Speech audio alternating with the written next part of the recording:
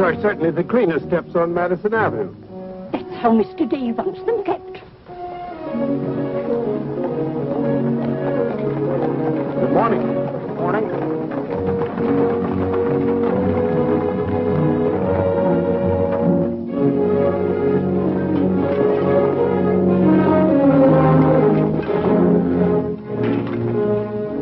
You're new here, aren't you? Just this morning. This is the way Mr. Day gets his milk. Get up.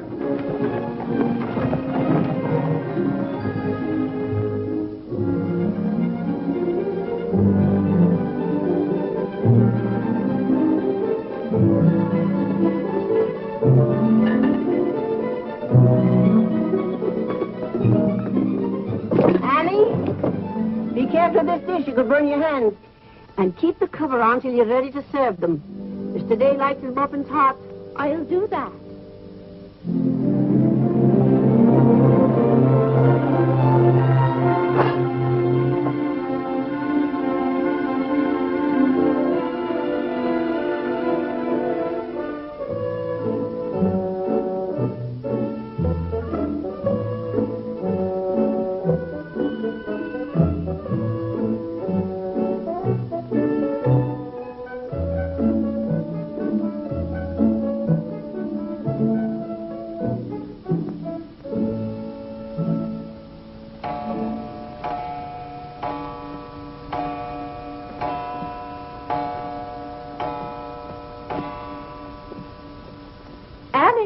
Is the table set for breakfast?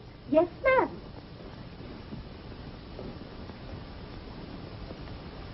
Good morning, ma'am. Good morning, Annie. How are you getting along? All right, ma'am. I hope. No, don't be nervous just because this is your first day. Everything's going to be all right. But I do hope nothing goes wrong. Oh, no, Annie. The cream and sugar go down at this end. Oh, I thought in the center, ma'am. Everyone could reach the mace. Mr. Day sits here. Oh, excuse me. I didn't know where to place the napkins, ma'am. You can tell by the rings. The boys have their initials. C for Clarence. He sits here. J for John. Here. W for Whitney. He sits over there, next to his father. And the one with the little dog on it is Harlan's, of course. He's the baby. This narrow plain one is mine. And this is Mr. Day's. It's just like mine, except that it got bent one morning.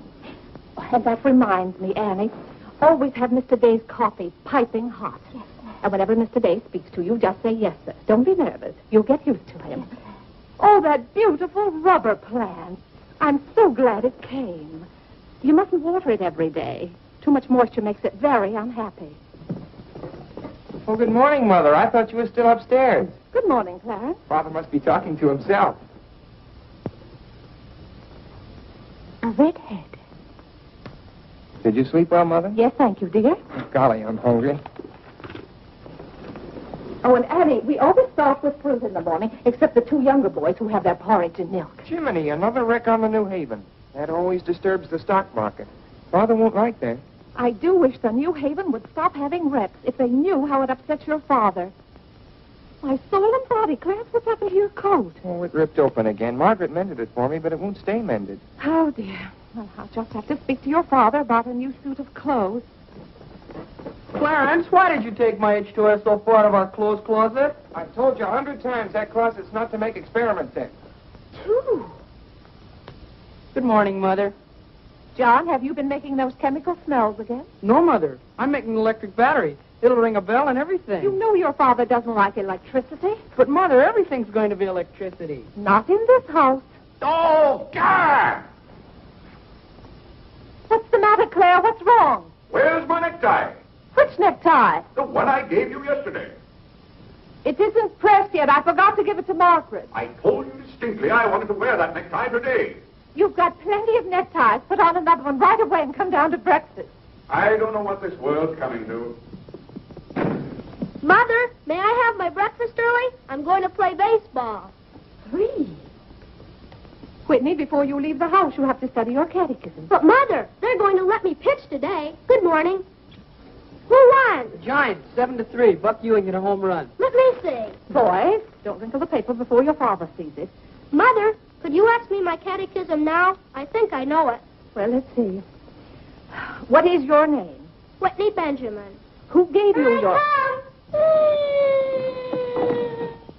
Doesn't help me down, Mother. There are steps to come down, Mom. Good morning, darling. Good morning, Mother. How's your finger? It itches. Good, that's a sign it's getting better. Come along. Oh. Let's see, what was I doing? Oh, yes, the catechism. Who gave you your name?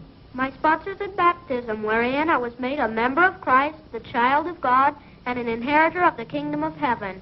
Mother, if I hadn't been baptized, wouldn't I have any name? Not in the sight of the church. What did your sponsors then for you? They did promise and vow 3 things in my name. First, that I should renounce the devil and all his works, the false insanity of this wicked world, and all his sinful lusts of the flesh. And secondly, that I believe all the articles of the Christian faith. And thirdly, that I should keep God's holy will and commandments, and walk in the same all the days of my life. Good morning, boys. Good morning.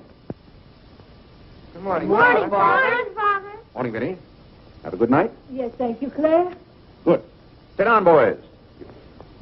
What's that thing doing in here? Claire, that's our new rubber plant. Place for rubber plants is on the equator. Take that object out, Catherine. You're not Catherine? No, sir. Good. Never liked Catherine anyway. Thank you, sir. Put it somewhere else, Annie, but not too near a window. Sit down, Harlan. Thank you, dear.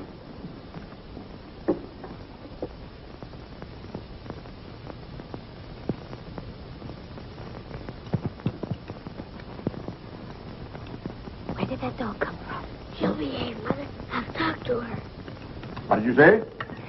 Claire, that new suit looks very nice. Blasted tight. You put on little weight, dear. Well, I weigh just the same as I always have. Well, Clarence has just managed to ruin the only decent suit he has. I'm sorry, but I'm afraid he'll need a new suit of clothes. Vinny, Clarence has to learn not to be so hard on his clothes. But, Father, I When thought... you start in Yale in the fall, you'll be completely outfitted. But nothing this summer. Can't I have one of your old suits cut down for me? Every suit I own still has plenty of wear in it. I wear my clothes until they're worn out. Well, if you want your clothes worn out, Claire can wear them out much faster than you can. Yes, and, Father, you never get a chance to wear yours out. Every time you get a new batch of clothes, Mother sends the old ones to the missionary barrel. I guess I'm just as good as any old missionary. Clarence, before you compare yourself to a missionary, remember the sacrifices they make. Oh, I don't know, Vinny. I think my clothes would look better on Clarence than on some Hottentot. Have that dark sack suit of mine cut down to fit you. Oh, thank you, Father. One of Father's suits. Thank you, sir. In return for that, Clarence, I want you to practice more often on your violin. Whitney, don't eat so fast. Well, Father, I'm going to pitch today. But before I go, I have to study my catechism. What do you bother with that for? Because if he doesn't know his catechism, he can't be confirmed. But Vinny, Whitney's going to pitch today. He can be confirmed any old time. Claire, sometimes it seems to me you don't care whether your children get to heaven or not. Oh, Whitney will get to heaven all right. I'll be there before you are, Whitney. I'll see that you get in. Whitney, when we get to heaven, we'll organize a baseball team of our own. Good. It'd be just like you to try and run things up there. Yeah, from all I've heard about heaven, it seems to be a pretty unbusinesslike place. They could probably use a good man like me. What makes you so sure they'll let you into heaven? Well, if they don't, I'll certainly raise that devil of a row. Claire, I do hope you'll behave when you get to heaven. Now, Vinny. Vinny, how many times have I asked you not to engage a maid who doesn't know how to serve properly? Claire, can't you see she's new and doing her best? How can I serve myself when she's holding that platter over my head? Hold it lower, Annie. What became of the one we had yesterday? I don't know why you can't keep a maid. Oh, you don't. Why on earth can't you run your house the way I run my office? All I want is service. What the devil's that noise?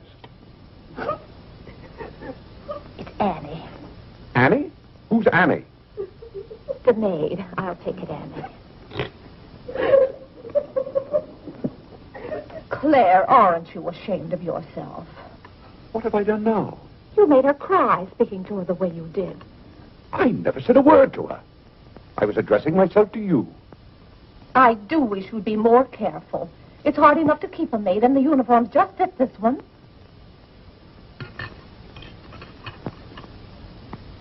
What's the matter, Claire? What's wrong?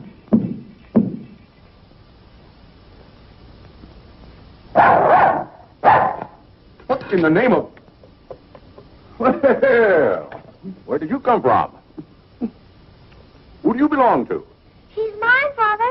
Her name is Princess. Looks more like a prince to me.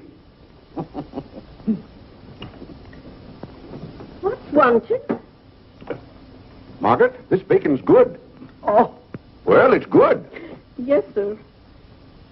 Harlan, how's that finger? Come here, let me see it. Yes, Father. Ah, yes, that's healing nicely. I guess you'll know the next time that cats don't like to be hugged. It's all right to stroke them, but don't squeeze them. Now go back and finish your oatmeal. I don't like oatmeal. Go on and finish it. It's good for you. But I don't like it. I'll tell you what you like and what you don't like. You're not old enough to know about such things. You've no business not to like oatmeal. It's good. I hate it. That's enough. We won't discuss it. Eat that oatmeal at once.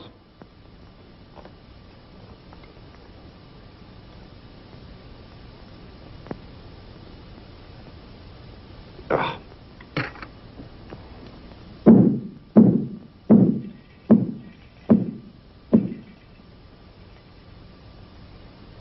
John, that letter's for your mother.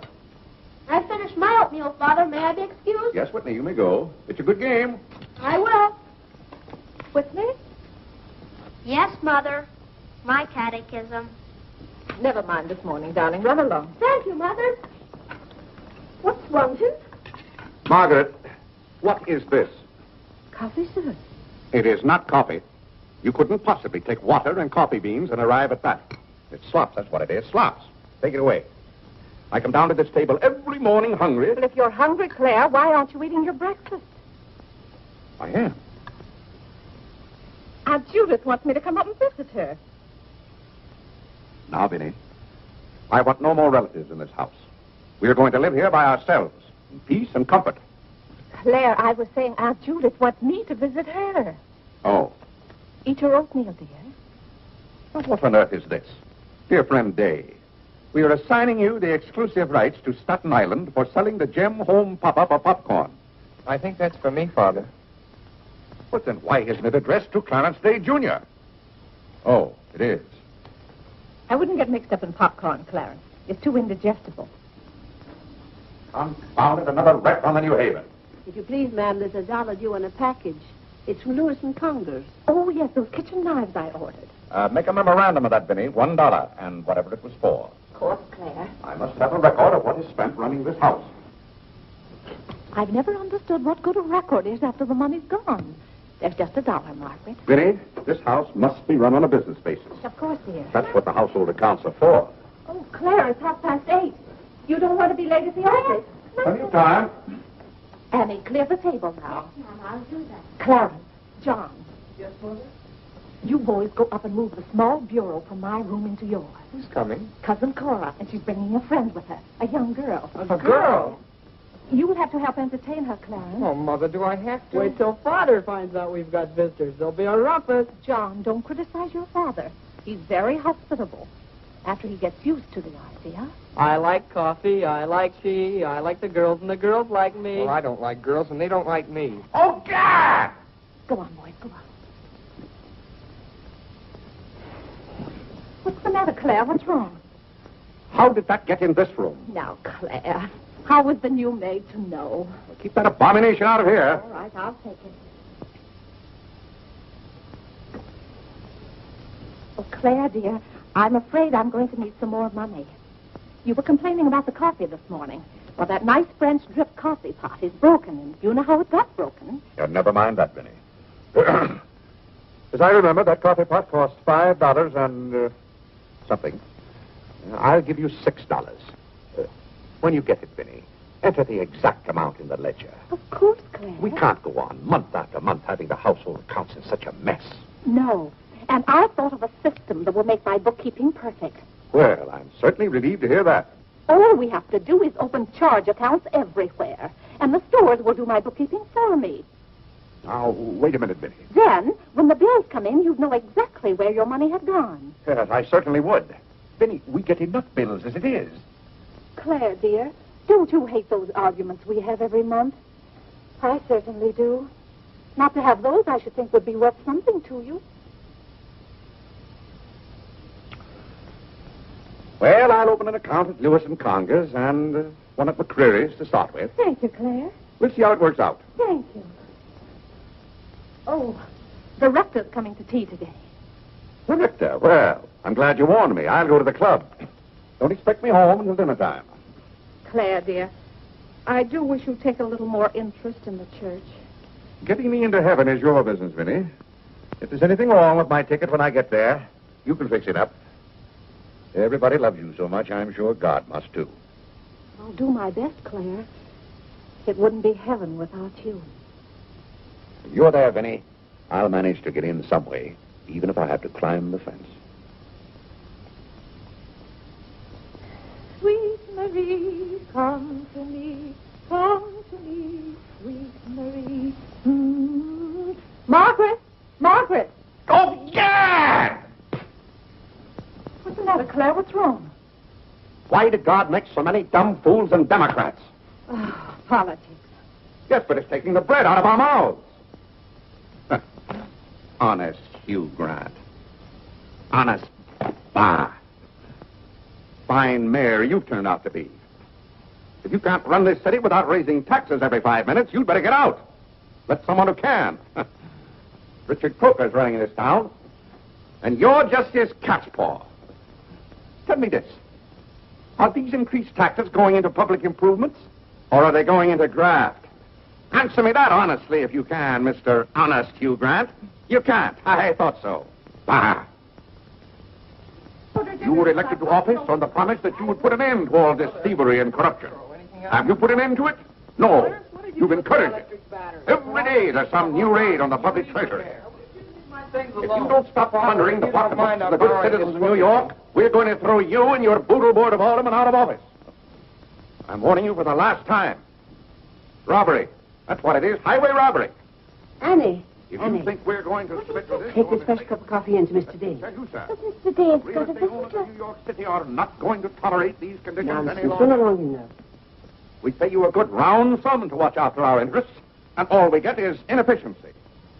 I know you're an nincompoop, and I strongly suspect you of being a scalawag.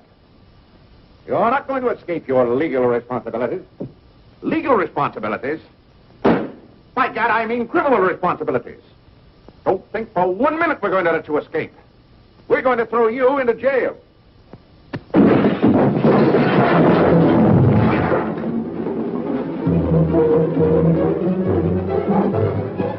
Annie, are you hurt? He can't throw me into jail. Vinny? Vinny, why can't I have quiet here in the morning? Claire, what happened? It sounded to me as though that maid dropped a whole tray of dishes. Yes, but what did you say to her? Say to her? I haven't seen her since breakfast. I better get to the office. Oh, yes, Claire, you don't want to be late. I'll be home in plenty of time for dinner. Why don't we have chicken fricassee tonight? Well, Claire, chicken's gone up. It's 8 cents a pound.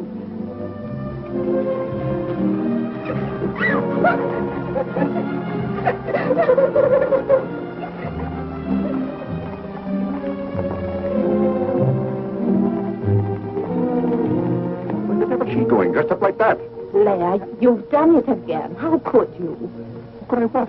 Can't you see she's leaving? Dear, I've no time to engage a new maid. We'll have to have dinner out. Dinner out? Nonsense. I'll engage a new maid myself. Claire, you can't. She has to fit the uniform. I'll have one here in an hour. Goodbye, dear. Bye. Good morning, Mr. Day. On your way to the office? Yes, Clarence. Good morning. Mrs. Day? Good morning, Mr. Day. Jim?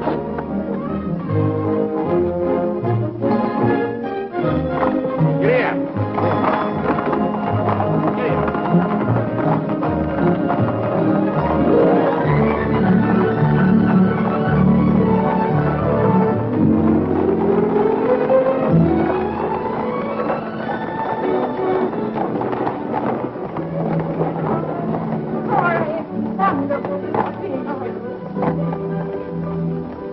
Vinny, I declare you're getting younger and prettier every year. Oh, Mary Skinner. Aunt Skinner's daughter. My goodness, I never would have known you.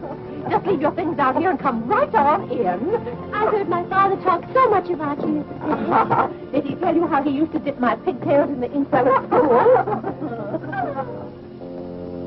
What's the news in Pleasantville, Cora? Oh, Vinny, I have so much to tell you. We wrote you that Aunt Carrie broke her hip. Yes. That was the night that Robert Ingersoll lectured. Of course, she couldn't get there, but It was a good thing for Mr. Ingersoll she didn't. How do you do, Cousin Cora? Oh, Clarence. My. No, Cora, this is John. John, why, how you've grown. You'll be a man before your mother.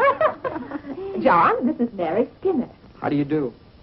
How do you do? Vinny, everybody in Pleasantville sends their love. Oh. Grandpa Everett, Cousin Edith, Aunt Hattie, the Taylors, oh, just everybody. Cora, how is Grandpa Everett? Oh, he hasn't done at all well. You know he only has one kidney, and that's floating. How do you do, Cousin Cora? I'm glad to see you. This can't be Clarence. Yes, it is. My. My goodness, every time I see you boys, you've grown another foot. Let's see, you're going to St. Paul's now, aren't you? St. Paul's? I was through with St. Paul's long ago. I'm starting in Yale this fall. Yale? Oh, Mary, this is Clarence, Mary Skinner. How do you do? Oh, this is Mary's first trip to New York. Yes, it is. It's her first trip. We'll have to show Mary around.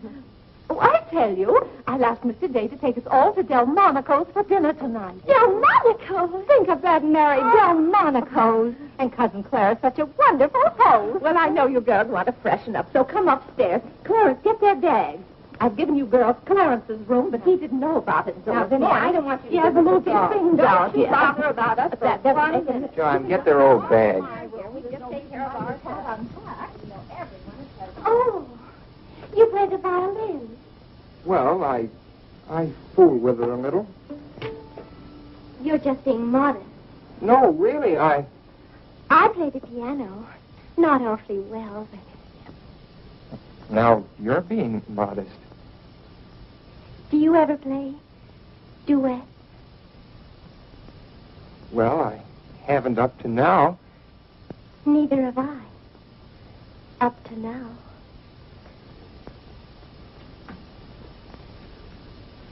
Cora didn't tell me about you. I never met a Yale man before.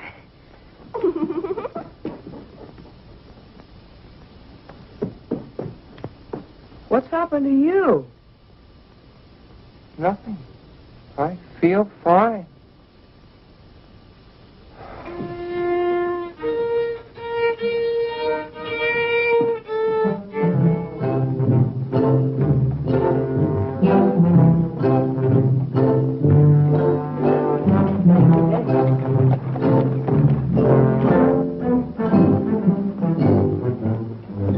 Where do you keep them? Do you wish a domestic servant? Where do you keep them? I will take your name and address. Confound it, I'm late at the office now. If you will give me the details as to what kind of person you require. I'm asking you where you keep them. Why, the girls are in there. But clients are not allowed in that room. If you will tell me the kind of a position you wish to have filled, I will be very glad to...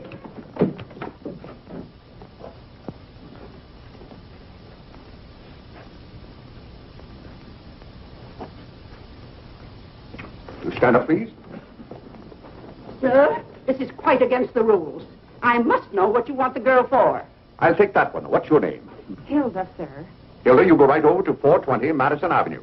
I will, sir. That's all, thank you. Sir, before I can let any girl go from this establishment, I must know the character of the home in which she will be employed. Madam, I am the character of my home. My duty toward my neighbor is to love him as myself and to do unto all men as They should do unto me. as they should do unto me. To He really knows it. Well, he's done very well for so young a boy. May I go now? Yes, darling. Thank you, Dr. Lloyd. Not at all. Come on, Howard. Wait for me. Ah, you and Mr. Day must be very proud of your children. I was hoping I'd find Mr. Day at home this afternoon. Well, he's usually home from the office by this time. Perhaps he's gone for a gallop in the park. It's such a fine day. He's very fond of horseback riding, I believe. Oh, yes. Tell me, has he ever been thrown from a horse? Oh, no horse would throw Mr. Day. I just thought he might have had some accident. I notice he never kneels in church. Oh, that's no accident. But I don't want you to think he doesn't pray. He does. Why, sometimes you can hear him all over the house. But he never kneels. Perhaps that's Mr. Day now. I hardly think so. Oh, the devil, I forgot. Claire, you're just in time for tea. I'll send for some hot water. How are you, Dr. Lloyd? It's a great pleasure to have a visit with you, Mr. Day. Mother, are they back yet? No, Clarence, no. Except for a brief glimpse on the Sabbath, I don't see much of you. Well, Claire, did you have a busy day at the office? Devilishly busy. Claire. A very busy day. Tired out. How a man can get tired just sitting at a desk all day, I don't know. I suppose Wall Street is just as much a mystery to you as it is to me, Dr. Lloyd. No, it's all very clear to me.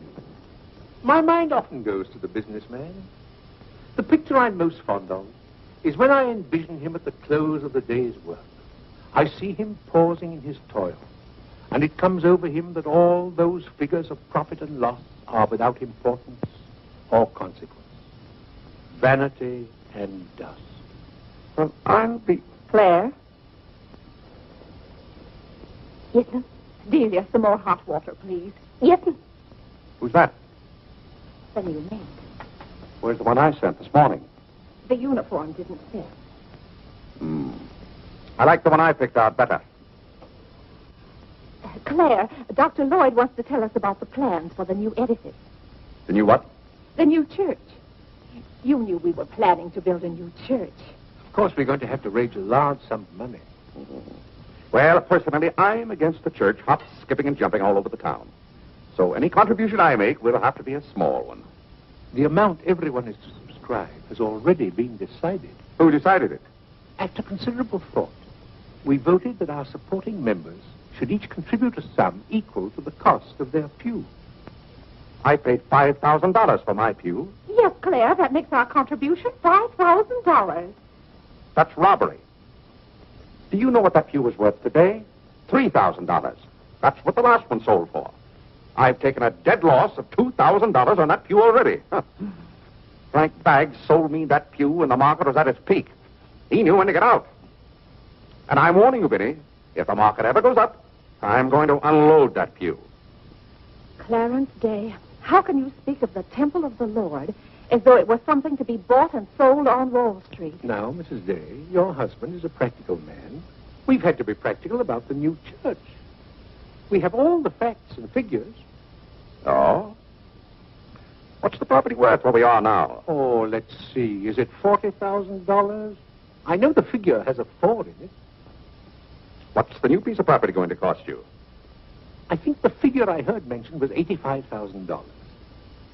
Or was it $185,000?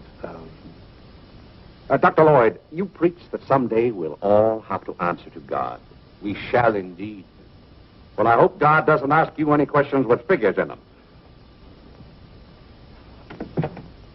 Mrs. Day is in the living room. Thank you. It's Cousin Cora. Hmm? She's passing through town. Oh. Well. Oh, hello. Hello. Hello. Thank you for helping me. Come, Mary. Oh, Vinny, what a day. We've been in every shop in town. Why, Cousin Claire. Cora, My. you're as welcome as the flowers in May. This is Mary Skinner, Mr. Day. How do you do? I've been telling Mary all about you. She's been dying to meet you. Well. Dr. Lloyd, I want you to meet my favorite cousin, Miss Cartwright. How do you do? And this is Mary Skinner, Miss Skinner, Dr. Lloyd. How do you do? How do you do? Well, it seems to be a family reunion. I'll just run along. Goodbye, Dr. Lloyd. Goodbye, Miss Carter. Goodbye. Goodbye. Oh, Clarence, you haven't said how do you do to Dr. Lloyd. Goodbye, Dr. Lloyd. Goodbye, everybody. I'll go to the door with you, Dr. Thank you, Lloyd. and thank you so much for tea. Those muffins were delicious. Who did you say this pretty little girl is? She's Ed Skinner's daughter. This is Mary's first trip to New York. Oh, sit down, sit down. have some tea. We had tea downtown. Oh, never mind then. Did you?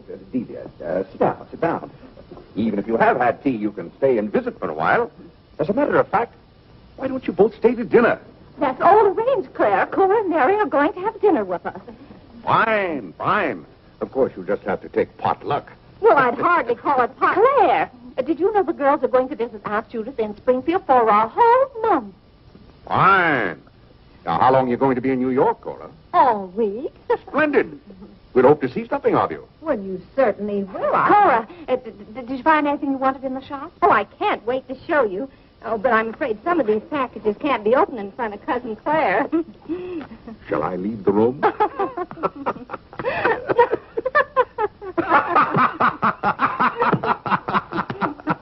Oh, Clarence, would you take the package in the hall up to our room, or should I say your room? Wasn't it nice of Clarence to give up his room to us for a whole week? Cora, come on, I just can't wait to see what's in those packages. Well, we'll be back soon.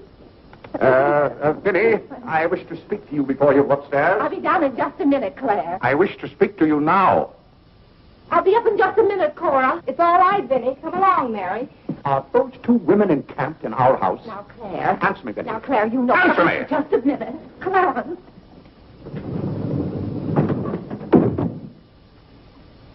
Now, Claire, you know you've always been fond of Cora. What has that to do with her planking herself down in my house and bringing hordes of strangers with her? How can you call that sweet little girl a horde of strangers? Why don't they go to a hotel? New York is full of hotels built for the express purpose of housing such nuisances. Claire, two girls alone in a hotel? Why, who knows what might happen to them? All right, then put them on the first train. They want to roam with the gypsies? Lend them a hand. Keep them roaming. But, Claire, they're just staying in that little room of Clarence's.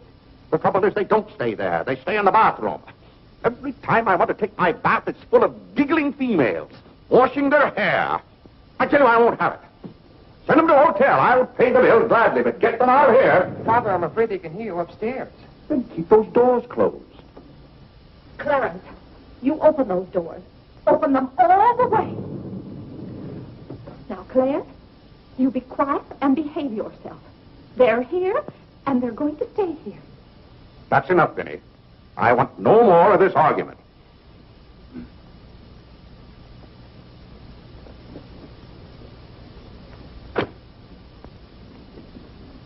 Oh, what I don't understand is why this swarm of locusts always descends on us without any warning. Oh, thunder.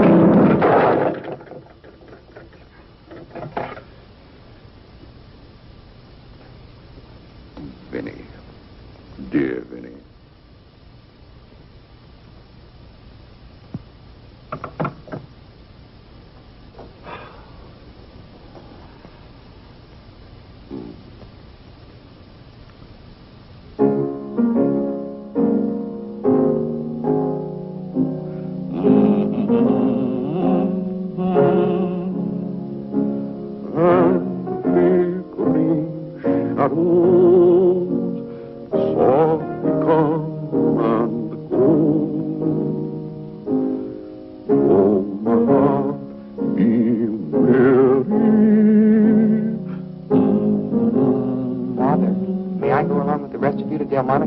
What's that, Delmonico's? You're taking Mother, Cousin Cora, and Miss Skinner to Delmonico's for dinner tonight.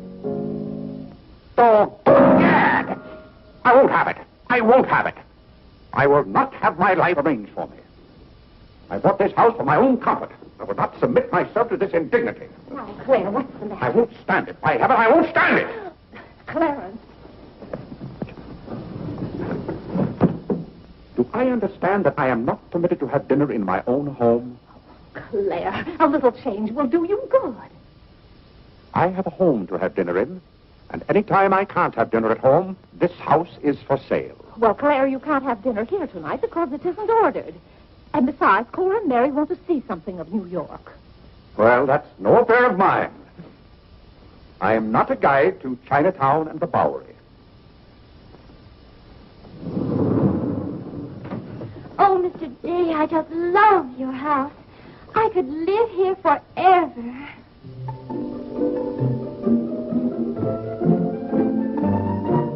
Cora's waiting for you, Mrs. Day. Oh, yes, I'll run right up.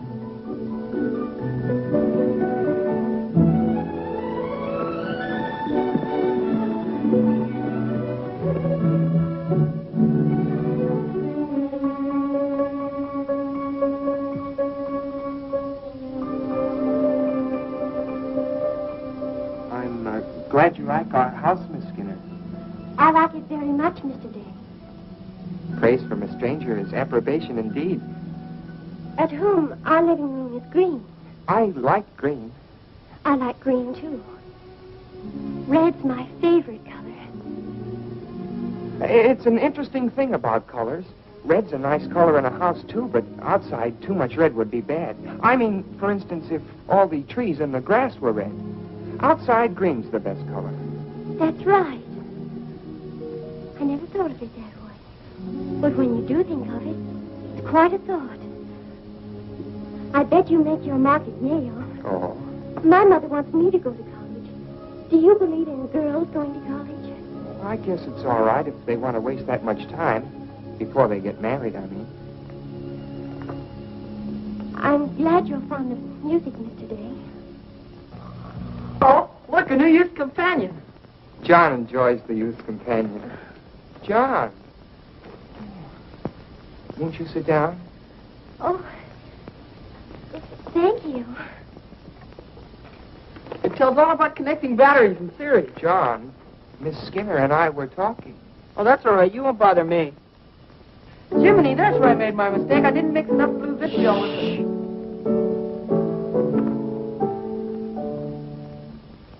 Oh, don't stop. Can you play that? I'm afraid not. Can you play Sweet Genevieve? That's my favorite. Not without my music. Hymns are nice, don't you think? I like this one.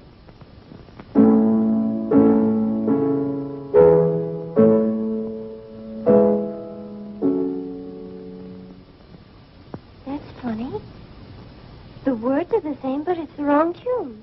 Oh, it can't be the wrong tune. We sing it exactly that way in church. We don't sing it that way in the Methodist church. You see, we're Methodists. Oh, that's too bad. Oh, I don't mean it's too bad that you're a Methodist. Anybody's got a right to be anything they want, but what I mean is, we're Episcopalians. Yes, I know. Anyway, the words are the same. Shall we begin?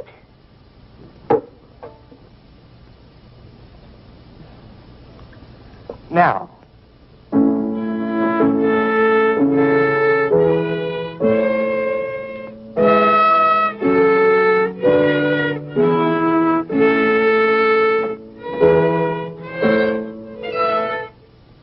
Oh, dear. Well, what's wrong? Shall we try again?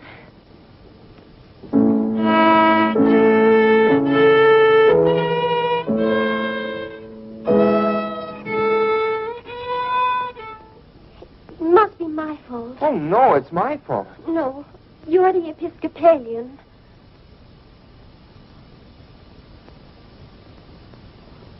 I just remembered something. My father was an Episcopalian. He was baptized an Episcopalian.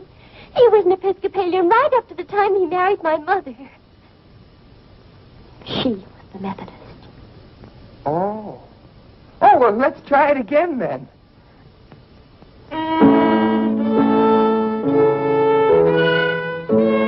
Well, Clarence, if you're going to Delmonico's with us, you'd better get dressed. Am I going to? Jiminy! Thank you, Father. Be ready in just a minute, Mother. Vinny, that young lady looks about the same age you were when I came out to Pleasantville to rescue you. Rescue me? You came out there to talk me into marrying you. It worked out just the same.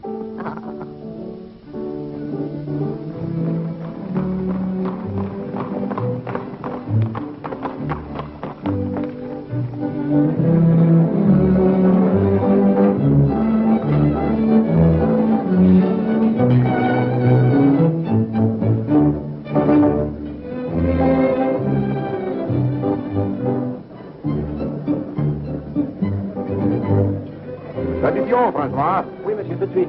Louis, l'addition pour monsieur Day. Oui, monsieur. Alors, vite, vite, tout de suite. Alors, vite, vite, tout de suite.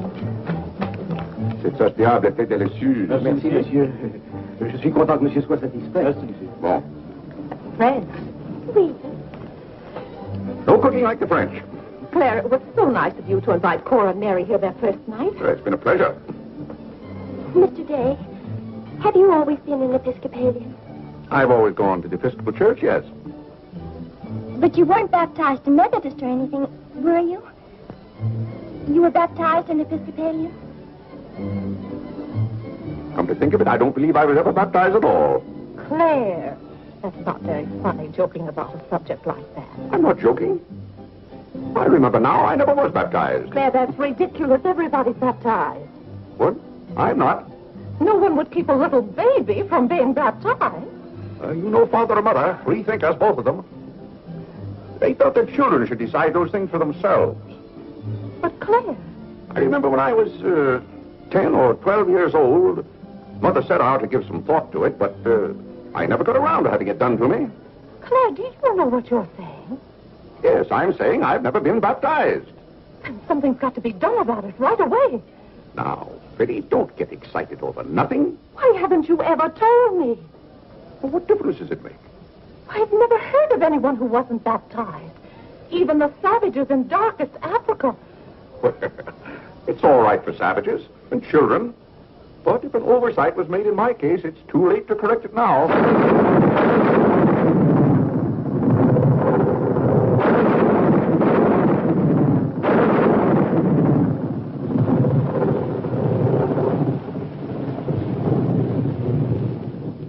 But if you're not baptized, you're not a Christian. Why, confound it, of course I'm a Christian. A mighty good Christian, too. A lot better Christian than those psalm singers in church. But you can't be if you won't be baptized. I won't be baptized, and I will be a Christian. I'll be a Christian in my own way. Claire, don't you want to meet us all in heaven? Of course. And I'm going to. But you can't go to heaven if you're not baptized. Ah, that's a lot of falderall. Clarence Day, don't you blaspheme like that. You're coming to church with me before you go to the office in the morning and be baptized then and there. Vinny, don't be ridiculous. If you think I'm going to stand there and let Dr. Lloyd splash water on me at my age, you're mistaken. No, I'm sleepy. Good night, Vinny.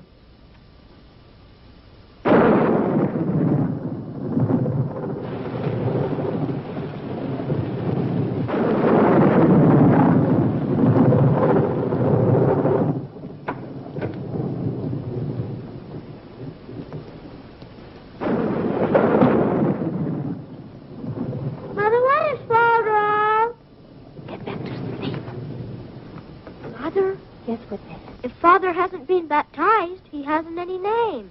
In the sight of the church, he hasn't any name. That's right. Maybe we're not even married.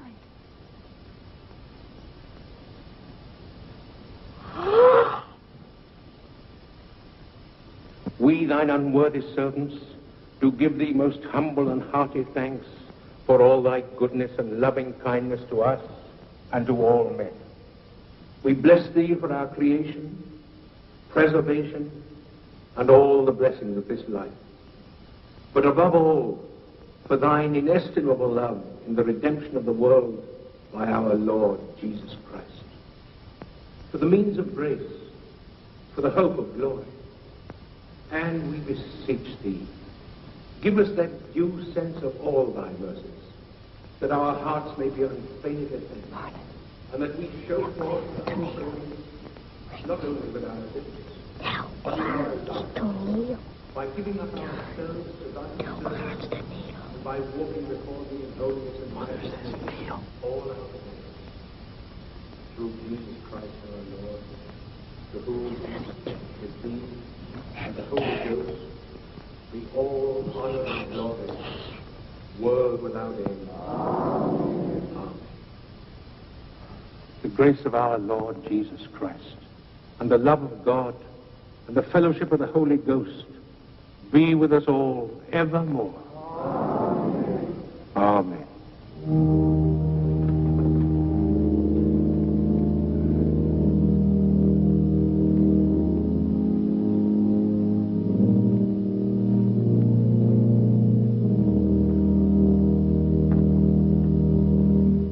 And so, my friends, what comfort and security it gives us, when we have reached the age of understanding, to know that the rite of baptism has not been neglected in our infancy or youth. Can you imagine any man who has reached maturity with the knowledge that he had never been baptized, failing to hasten to the holy font that his soul might be saved? As it says in the baptismal office, except a man be born of water and of the Spirit, he cannot enter into the kingdom of God. He that believeth and is baptized shall be saved, but he that believeth not shall be damned. What's that follow up to? He can't be. Which also showeth us the great benefit we reap thereby.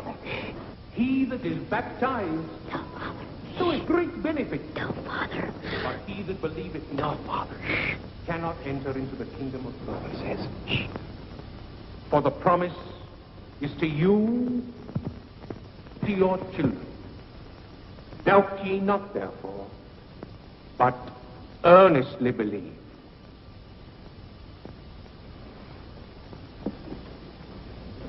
In the name of the Father, and of the Son, and of the Holy Ghost. Amen. Amen.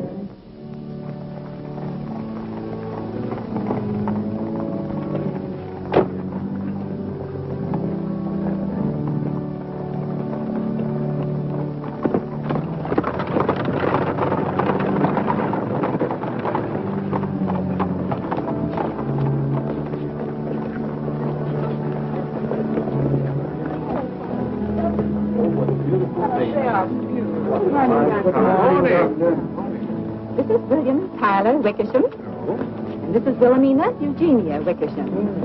What a lovely day for them to be baptized. The happiest day of my life.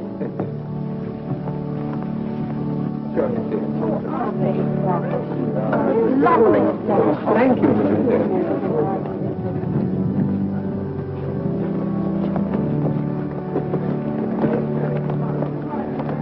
Claire, you know I didn't ask Dr. Lloyd to do that. You must have said something. Well, I had to find out from him if we were really married. I am married and I'm not baptized. And as far as I'm concerned, the whole congregation can know it. They certainly know it now. That suits me. I don't go to church to be preached at as though I were some lost sheep. Claire, you don't seem to understand what the church is for. Minnie, if there's one place the church should leave alone, it's a man's soul.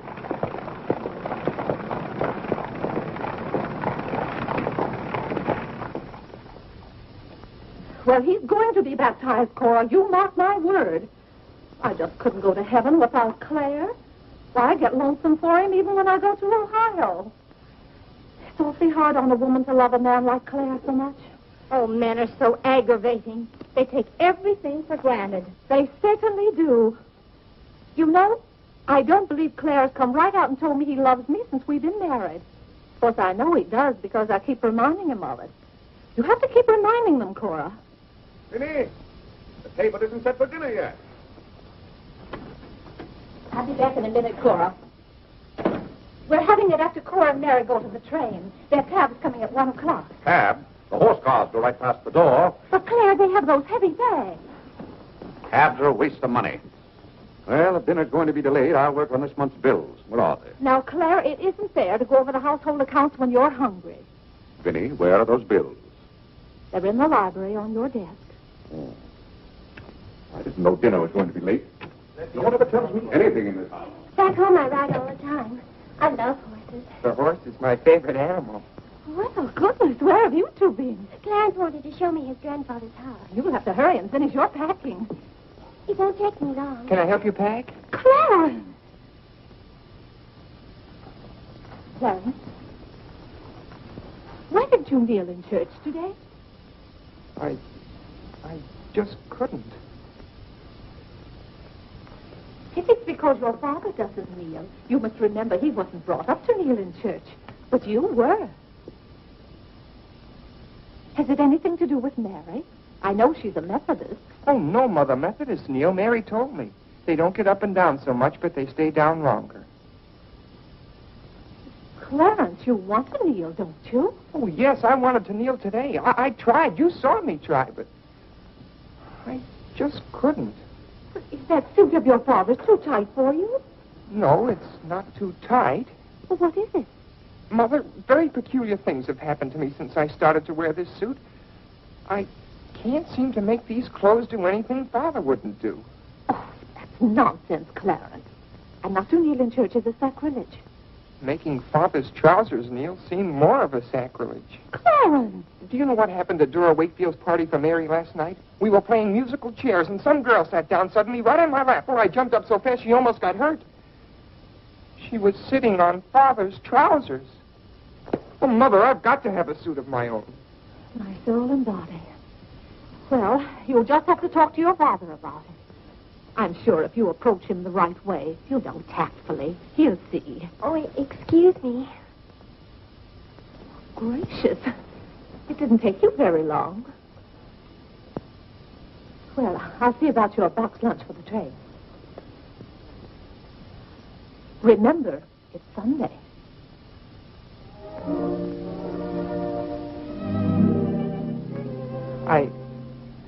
I was hoping we could have a few minutes together before you left. Cora had so much to do, I wanted to get out of her way. Well, didn't you want to see me? I did want to tell you how much I've enjoyed our friendship. Oh, hello. Mother told us to sit in the living room till dinner's ready. Not on the best sofa. Hello. Have you ever been out on our porch? Oh, yes. Well, let me show it to you. It's awfully hard to grow up in a family with children. My, I've never known a week to pass so quickly. Why, Yes? Yes? You're going to write me when you get to Springfield, aren't you? Of course. If you write me first. But you'll have something to write about, your trip and Aunt Judith and how things are in Springfield. You write me as soon as you get there. Maybe I'll be too busy. Maybe I won't have time. Well, you find the time. Let's not have any nonsense about that. You'll write me first and you'll do it right away, the first day. How do you know I'll take orders from you? I'll show you. Give me your hand. Why should I? Give me your hand, confound it. What do you want with my hand? I just wanted it. What are you thinking about? I was just thinking. About what? I was hoping you'd write me first, because that would mean you liked me. Well, what's my writing first got to do with liking you? You do like me then. Of course I do. I like you better than any girl I ever met. But you don't like me well enough to write first. Well, I don't see how one thing's got anything to do with the other. But a girl can't write first because she's a girl. Well, that's nonsense. If a girl has something to write about and a fellow hasn't, there's no reason why she shouldn't write first. You know, the first few days I was here, you'd do anything for me. And then you changed. You used to be a lot of fun. Then all of a sudden you turned into an old sober side. Why, you even dressed like an old sober side. What's the matter? I just happened to remember something. What? Oh, I know. It's because this is the last time we'll be together. Mary, please. But, Clarence, we'll see each other in a month when I come back. Oh, Clarence, please write me first, because that'll show me how much you like me. Please. I'll show you how much I like you. Get up, get up! Oh, Mary, don't do that. Please don't do that. No, just a bold and forward girl. Oh, no, it's not that. Oh, is it because it's Sunday? No, it'd be the same any day. Oh, you just didn't want me sitting on your lap. Oh, it was nice of you to do it. It was nice of you, so you told me to get up. You just couldn't bear to have me sit there. Oh, you needn't write me first. You needn't write me any letters at all. Because I'll stay there without owning them. I never want to see you again. Oh, Mary, listen to me. Mary, please. Oh, Mary.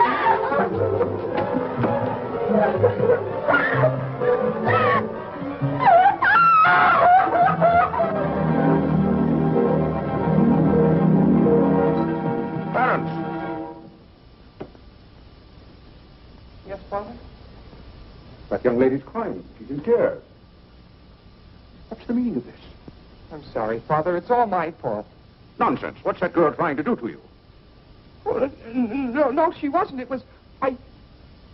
Well, whatever the quarrel was about, Clarence, I'm glad you held your own. Father, I have to have a new suit of clothes. You've got to give me the money for it. Young man, do you realize that you're addressing your father? I'm sorry, Father. I apologize. But you don't know how important this is to me. A new suit of clothes is so important. Oh, why should...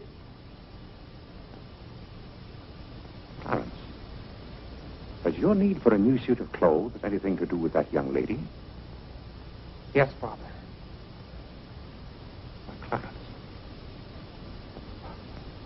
Well, this comes as quite a shock to me. What does, Father? Well, you're being so grown up.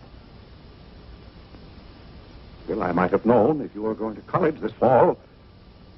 Yes, you're at the age when you'll be meeting girls. Clarence, there are things about women that I think you ought to know. Sit down.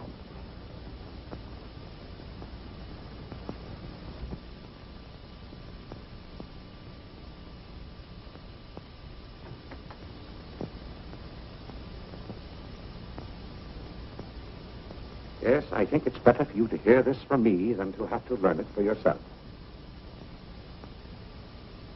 Clarence, women aren't the angels that you think they are. Well, now, first let me explain this to you. You see, Clarence, we men have to run this world, and it's not an easy job. It takes work, and it takes thinking. A man has to reason things out. Now, you take a woman. A woman thinks... No, I'm wrong right there. A woman doesn't think at all. She gets stirred up. And she gets stirred up over the most confounded things. Now, I love my wife just as much as any man, but that doesn't mean that I should stand for a lot of falderall. By gad, I won't stand for it. Stand for what, Father? That's the one thing I shall not submit myself to. Clarence, if a man thinks a certain thing is wrong, he shouldn't do it. If he thinks it's right, he should do it. Now, that has nothing to do with whether he loves his wife or not. Who says it has, Father? They do. Who, sir? Women. They get stirred up. And then they try to get you stirred up, too. But don't you let them do it, Clarence. Don't you let them do it. Now, if you can keep reason and logic in the argument, well, a man can hold his own, of course. But if they can switch you, pretty soon the argument's about whether you love them or not. I swear I don't know how they do it. But don't you let them, Clarence. Don't you let them.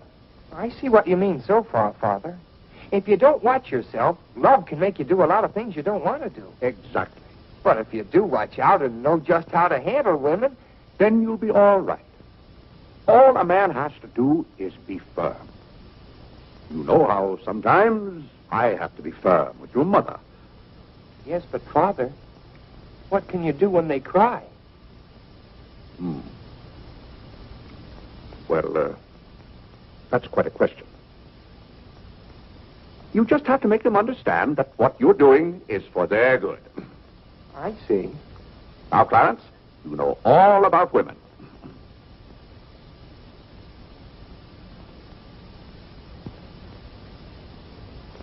But, Father... Yes, Clarence? I thought you were going to tell me about... About what? About women.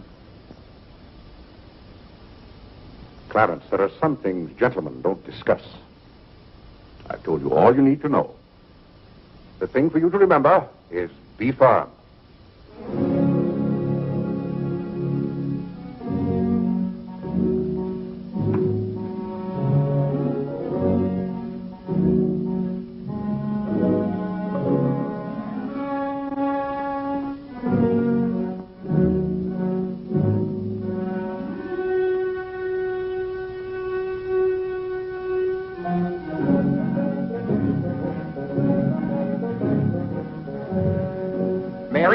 When you get to Springfield, the very first thing you...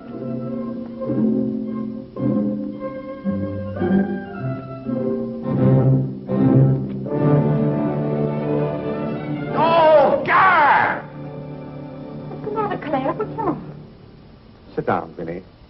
Oh, Claire, Cora and Mary are leaving any moment Sit now. down. Vinny, you know I like to live well. And I want my family to live well. But this house must be run on a business basis. I must know how much money I'm spending and what for. For instance, if you recall, a week ago I gave you $6 to buy a new coffee pot. Yes, because you broke the old one. You threw it right on the floor. I'm not talking about that. Now I find here among my... It was a pity to break that nice coffee pot, Claire. It was imported from France. And that little shop has stopped selling them. But what has that... They said the tariff wouldn't let them. And that's your fault because you're always voting to raise the tariff. The tariff protects America against cheap foreign labor. Now, this bill... The tariff does nothing but put up the prices, and that's hard on everybody, especially the farmer. Vinny, I wish to heaven you wouldn't talk about matters you don't know anything about. I do, too, know about them. Miss Gulick says that every intelligent woman should have some opinion. Who, may I ask, is Miss Gulick? She's the current events woman I told you about, and the tickets are $1 every Tuesday. Do you mean to tell me that a pack of idle-minded females pay $1 apiece to hear another female gabble about the events of the day? Listen to me if you want to know anything about the events of the day. But you get so excited, Claire. And besides, Miss Gulick says that our president, whom you're always belittling, prays to God for guidance. Vinny, what happened to that $6? What's $6? I gave you $6 to buy a new coffee pot. Now I find that you apparently got one at Lewis and Congress and charged it. Here's the bill. One coffee pot, $5. So you owe me $1, and you can hand it right over. I'll do nothing of the kind. What did you do with that $6? Well, Claire, I can't tell you now, dear. Why didn't you ask me at the time?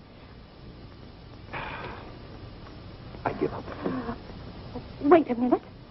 I spent $4.50 for that new umbrella. Now we're getting somewhere.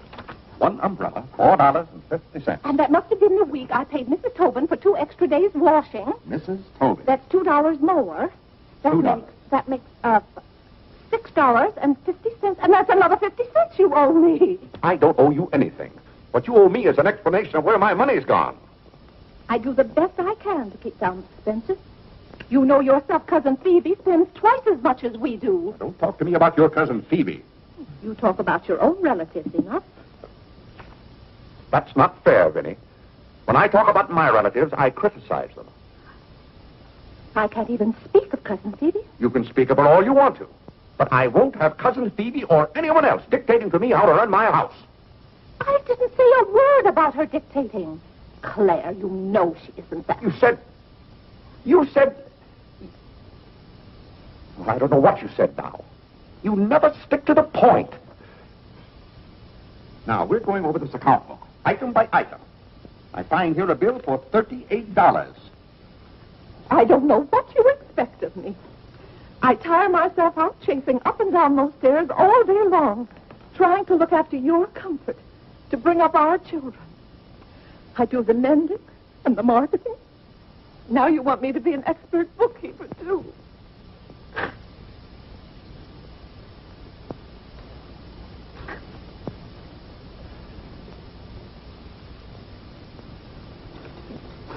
Vinny, I want to be reasonable, but can't you understand? I'm doing all this for your own good. Oh. Well, I suppose I'll have to go ahead just paying the bills and hoping I've got enough money in the bank to meet them. It's all very discouraging. I'll try to do better, Claire. Well, that's all I'm asking. Well, I'll make out the checks and sign them. But maybe I haven't any right to sign those checks since in the sight of the Lord I haven't any name. That's right. Claire, to make those checks good, you'll have to be baptized right away. Benny, the bank doesn't care whether I've been baptized or not. Well, I care. And no matter what Dr. Lloyd said, I'm not sure we're really married. Vinny, we have 4 children. If we're not married now, we never will be. Claire, Dr. Lloyd said this morning. That's all, Vinny. Hadn't you better go tell Whitney to watch for the cab? Not before you give me that $1.50. What $1.50? The $1.50 you owe me. I don't owe you any $1.50. I gave you money to buy a coffee pot for me, and somehow it turned into an umbrella for you. Why, Clarence Day, what kind of man are you? Quibbling about $1.50 when your immortal soul is in danger. And what's more... All right. All right.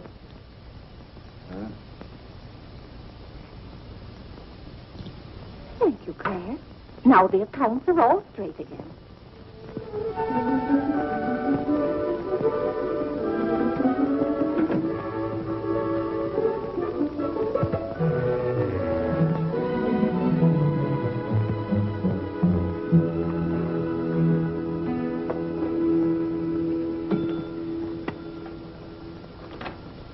What were you doing down there? I'm setting up this new burglar alarm. I invented it myself. Have you got any money you can lend me? No, you owe me 30 cents now. Well, I'll give you my stamp collection and my piece of John Wilkes Booth finger. How much? Enough to get a new suit of clothes? If you can wait a month till I hear from the patent office in Washington, I may be rich. Well, I can't wait that long. Maybe I could get it sooner. I'm going to look into something else tomorrow. Wanted, an energetic young man to sell household necessity. Liberal commission. Apply 312, but... John, let me have this job. Why should I give you my job? They're hard to get. But I've got to get a new suit of clothes. Maybe I could get the job for both of us. I'll ask the man.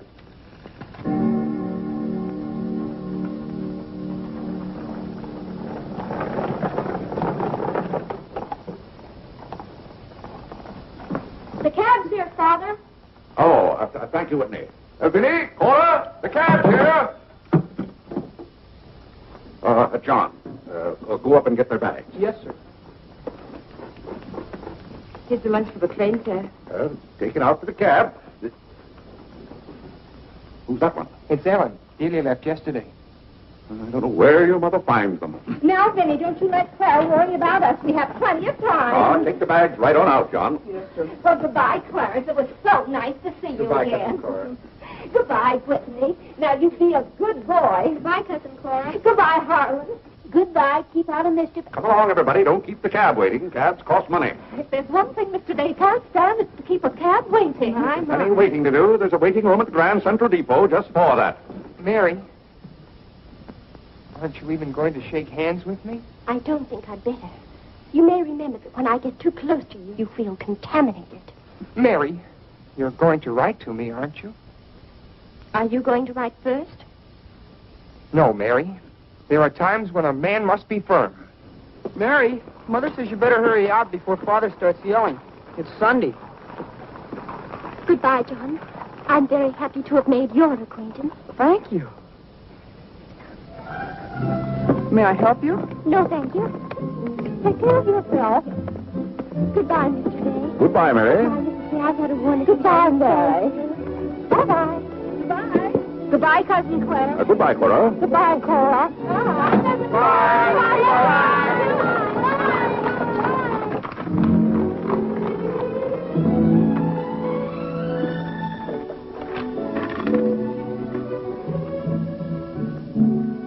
Dear Mary. My duty toward my neighbor is to love him as myself, and to do to all men as I would they should do unto me. Has Father gone to the office yet? Come on, let's go to the ball field. I've got to guard this box till John comes back. It's his burglar alarm. It wouldn't work, so he fixed it. We're going to put it back in the dining room after Father goes to the office. Are there burglars around? Everywhere. Oh. To love, honor, and succor my father and my mother. Why do you have to learn that? Because if I don't, I'll go to hell. Father's going to hell. He is not. Yes, he is, because he isn't baptized. He'll go to hell and burn for 1,000 years. He won't. He won't. He'll be in a lake of fire and brimstone, and 1,000 devils with pitchforks will be poking at him. No, Mother, don't let the Father will hear you. No, I don't. Come on.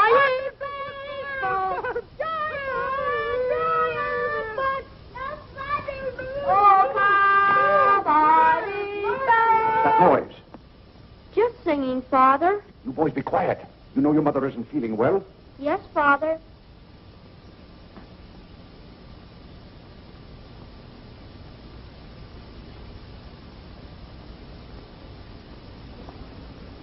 What did your mother say? She says she doesn't want any breakfast. Now, why does your mother do that to me? You know, it just upsets my day when she doesn't come down to breakfast. A special delivery, sir. Thank you. John? Where's John this morning? Well, John had his breakfast early, Father, and went out to see about something. See about what? Well, John and I thought we'd work this summer and earn some money. Good. Work never hurt anyone. It's good for them. But if you're going to work, work hard. King Solomon had the right idea about work. Whatever thy hand findeth to do, Solomon said, do thy doggonedest.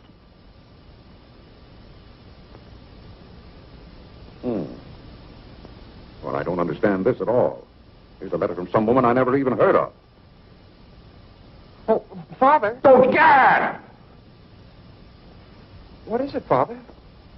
This woman claims that she sat on my lap and that I didn't like it. Huh. What's that word? No, that one down there. It looks like curiosity. Oh. I only opened your letter as a matter of curiosity. Huh. Yes, go on. Why, this gets worse and worse. It just turns into a lot of sentimental, lovey-dovey mush. Cha! This is someone's idea of a practical joke. What's the matter, Claire? What's wrong? Nothing wrong. Just a fool letter. How are you feeling, Vinny? I thought you needed me. If you don't, I'll go back to bed. Oh, no. Come sit down and get some food in you. Do you good. Build up your strength. Yeah, here, sit down. Here, what's this one's name? Nora. Nora, get Mrs. Day some bacon and eggs. No, Nora.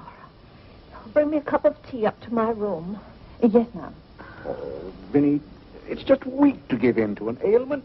I notice when you have a headache, you yell and groan and swear enough. Well, that's to prove to the headache that I'm stronger than it is. I think I've caught some kind of germ. Some of my friends have had to send for the doctor. The doctor? Oh, poppycock. But Claire, dear, when people are ill, you have to do something. Certainly I have to do something. Cheer them up. That's the way to cure them. How would you go about cheering them up? I? Oh, I'd tell them, bah.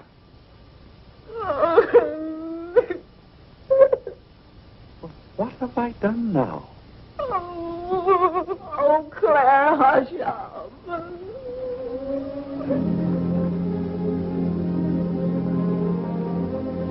Hey, I didn't mean to upset you.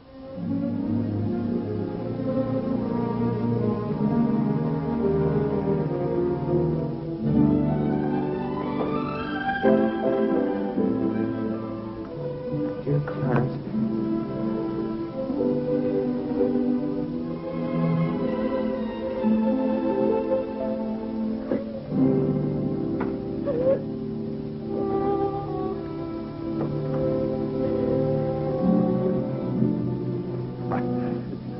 I was just trying to help you. You know, when you take your bed, I have a confounded lonely time around here. So when I see you getting it into your head that you're not feeling well, I want to do something about it. Just because some of your friends are giving into this, no reason why you should imagine you're ill. Claire, stop. Get out of this house and go to your office.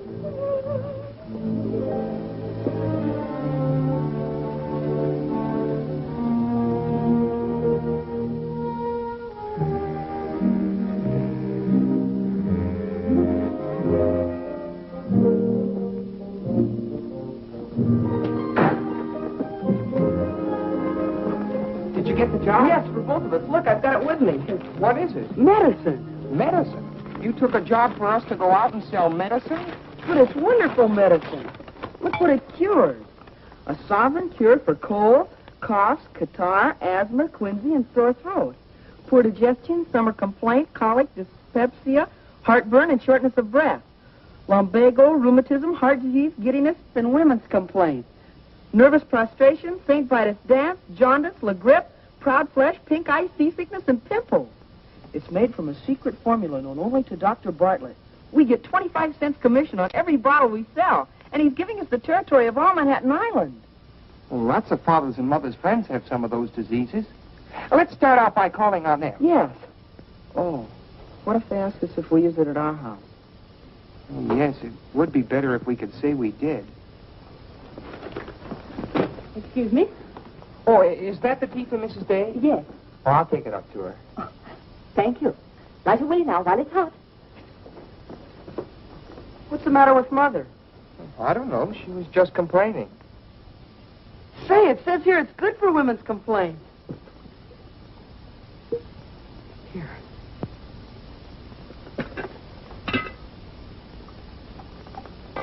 Chesapeake and Ohio, an 8. New York Central, 3/4.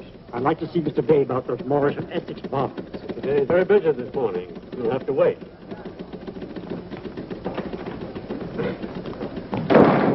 Where's Father? Well, Master Whitney, have you come to pay us a visit? Where's Father? He's busy in his office with a customer. Master Whitney! But, Mr. Day, the president of the firm is... Father, you have to come home right away. What's the meaning of this? Who sent you down here? Your mother? No, sir. Mother's ill. She's terribly ill. Did the doctor send you for me? No, sir. It was Margaret. Margaret? Margaret says you're to come home right away and no nonsense. Perkins, go down and stop the first cab you see. A cab, sir? For you, Mr. Day? Yes, I want a cab. And no nonsense. Yes, sir. I'm sorry, Mr. Hopkins.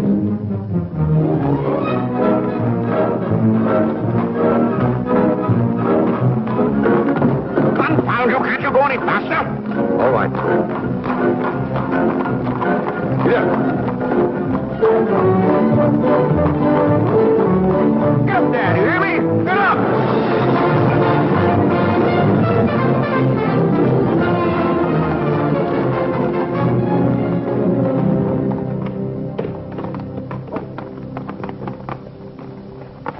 Oh, Doctor, how is Mrs. Day? She's a pretty sick woman.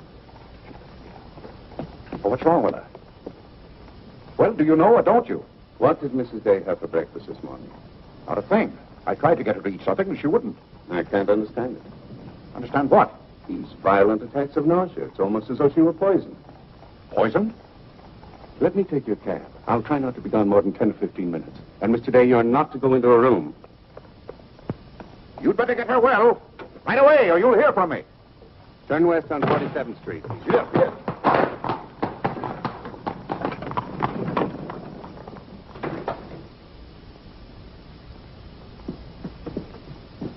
How is Mother? I don't know. Well, she better be good and sick, or Father may be mad at me for getting him up here. Especially in a cab. Is your father come? Yes, just now. Where are you going, Margaret? I have to go for the minister.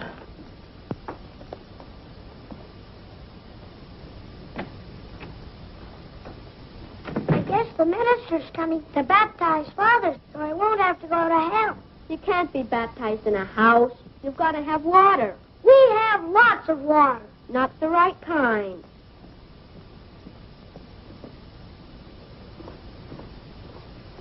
Is Mother better, Father?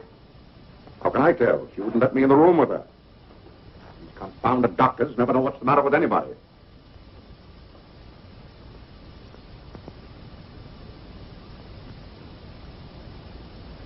Father, Yes? Mother's going to get well, isn't she? Of course she's going to get well. Father, may we come in? It's lonesome without Mother. Yes, it is Harlem. It's lonesome. Come in, boys.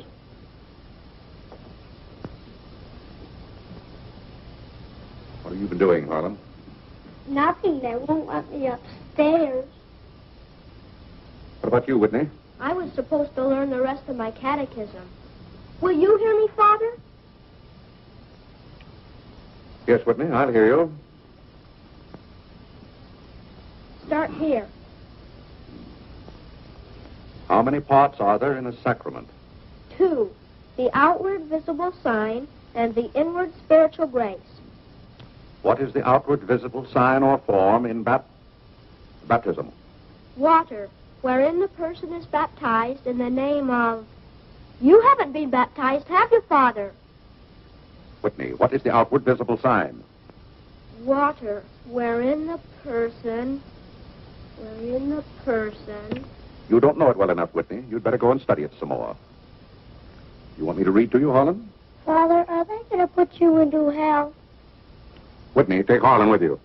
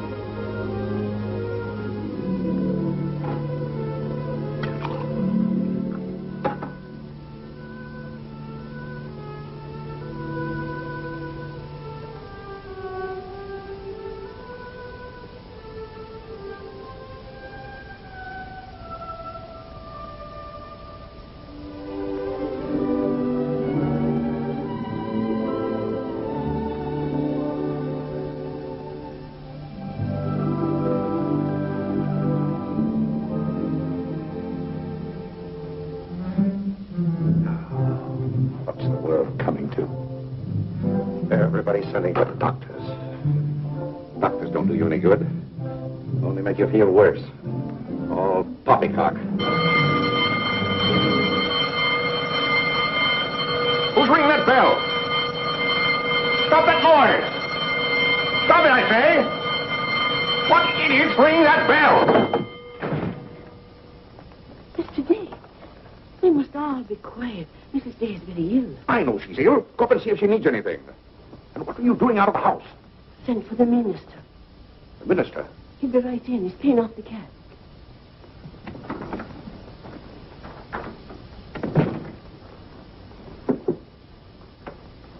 I was deeply shocked to learn the serious nature of Mrs. Day's illness. Will you take me up to her? She's resting now. She can't be disturbed. The doctor will be back in a minute. Mrs. Day has been a tower of strength in the parish. Everyone liked her so much. Yes, she was a fine woman. I wish to heaven you wouldn't talk about Mrs. Day as if she were dead.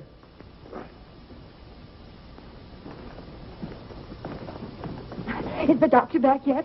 No. Does she need him? Well, she's kind of restless. She's talking in her sleep and twisting and turning.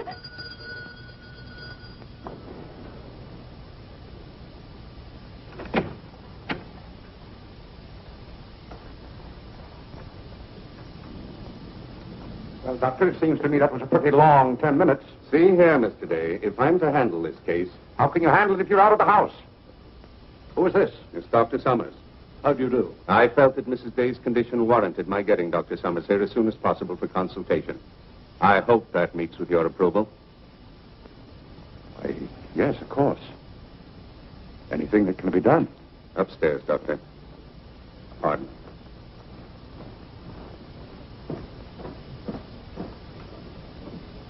Mrs. Day is in good hands now, Mr. Day.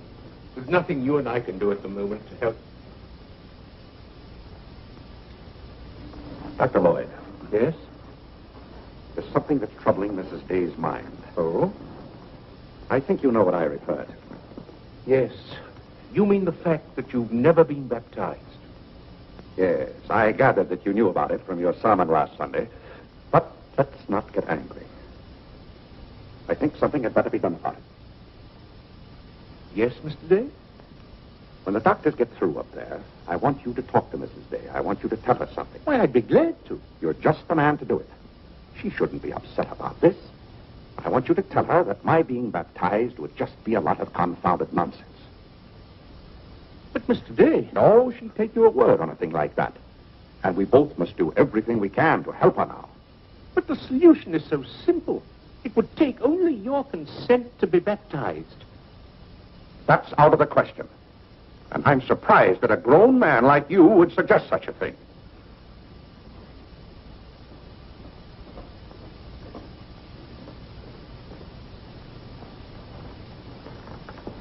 Well, Doctor, how is she?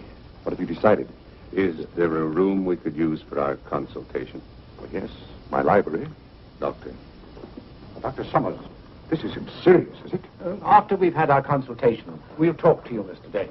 But surely... Rest assured, Dr. Summers will do everything that is humanly possible. We'll try not to be long.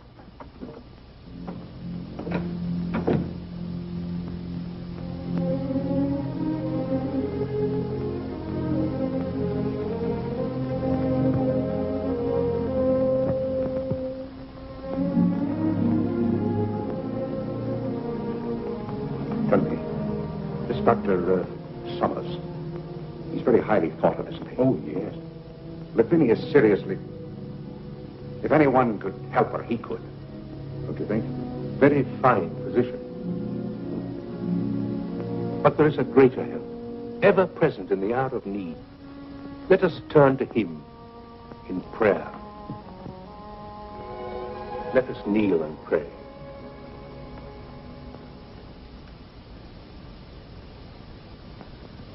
Let us kneel and pray.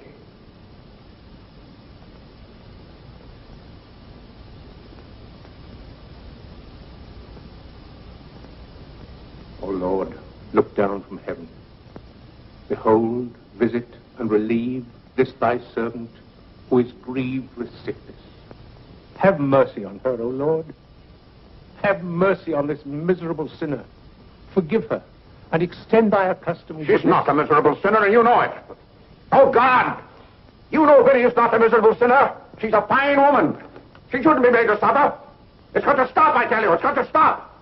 Have mercy, I say. Have mercy, I tell you. What's the matter, Claire? What's wrong? Vinny. Vinny, what are you doing down here? You shouldn't be out of bed. You get right back upstairs. I heard you call. Do you need me? Vinny, I know now how much I need you. Get well, Vinny. I'll be baptized. I promise. I'll be baptized. You will? I'll do anything. Oh, Claire. We'll go to Europe, just we two. You won't have to worry about the children or the household accounts. Oh, Vinny.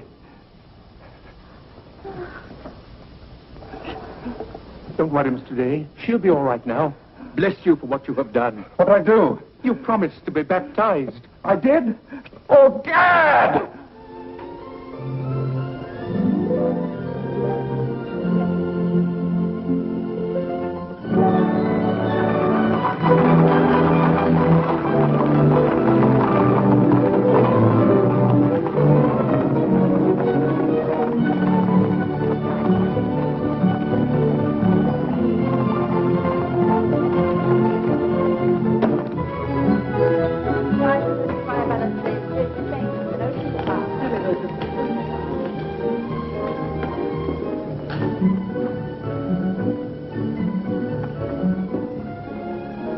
Isn't it drafty here, Mother? Shall I get your coat, Mother? No, thank you. Must take cold. I'm quite comfortable, thank you. Come on now, let's stay together. Holland, don't you get lost again.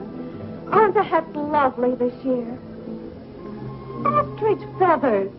You wouldn't wear that hat, would you, Mother? I think that's very pretty. I think they're all pretty. Oh, I do need some pink silk thread. Oh, isn't this applique beautiful? Just arrived from Paris, madam. It's charming. What are you looking for, Mother? Oh, I'm just shopping. I think I'll just take a plain one. But this is the very latest. We've only had them in a few days.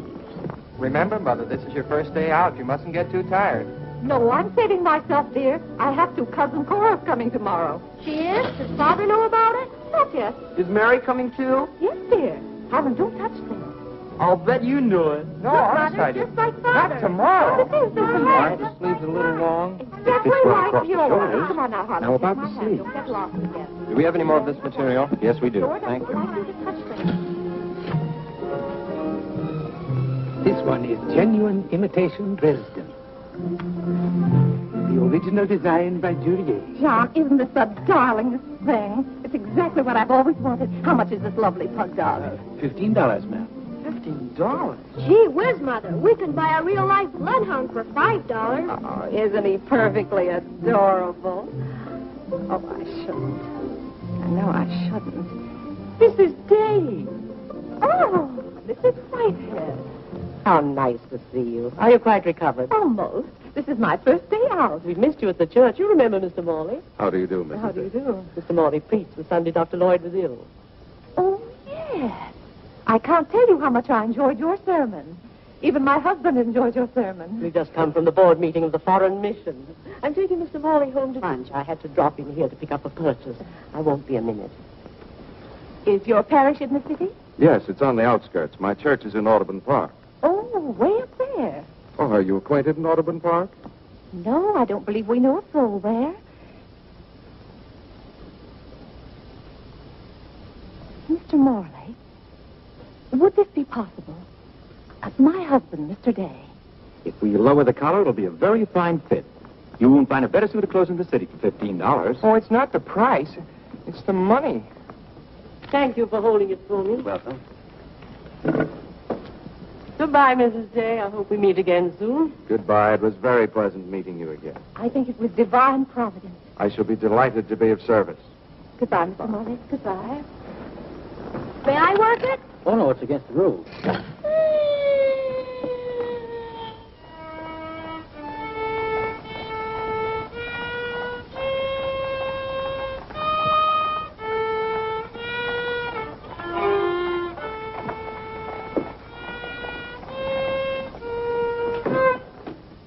Hello.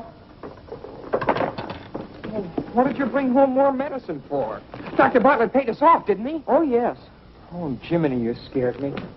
I've got to take $15 right down to McCreary's. I bought a suit there this morning, and I said I'd have the money this afternoon. Gee, that's too bad. What's too bad? Well, you see, Clarence? What? Dr. Bartlett paid us off in medicine. Oh, Gad! Well, he thanked us, too, for our services to mankind. But my suit, I've got to have it tomorrow. And besides, they're making the alterations. I've got to have $15. Maybe you could offer them 15 bottles of medicine. Oh, they wouldn't take it. McCreary's don't sell medicine. Father. Vinny, I'm home. Good afternoon, sir. How's your mother, Clarence? Oh, the ride this morning did her a lot of good. She'll be well enough to go to church with us next Sunday. Ah, fine. Father, have you noticed I haven't been kneeling down in church lately?